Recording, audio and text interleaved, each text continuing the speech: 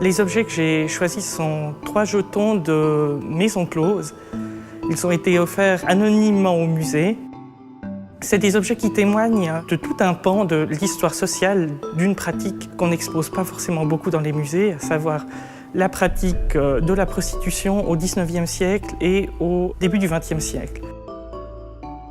2 jetons sont français, ils datent de 1870 à 1946. Et un jeton est un jeton américain qui date, on va dire, de la conquête de l'Ouest.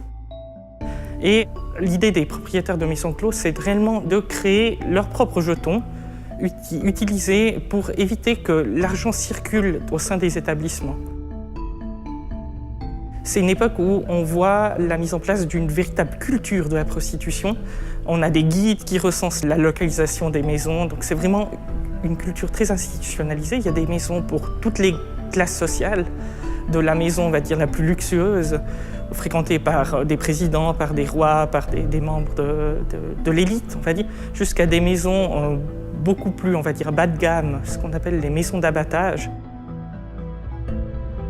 La pratique des jetons en France s'est terminée en 1946, parce qu'en 1946, une loi est passée qui entraîne l'abolition de la prostitution et son interdiction. Donc on sait que les maisons closes ferment en 1946, donc ils ne sont plus du tout utilisés.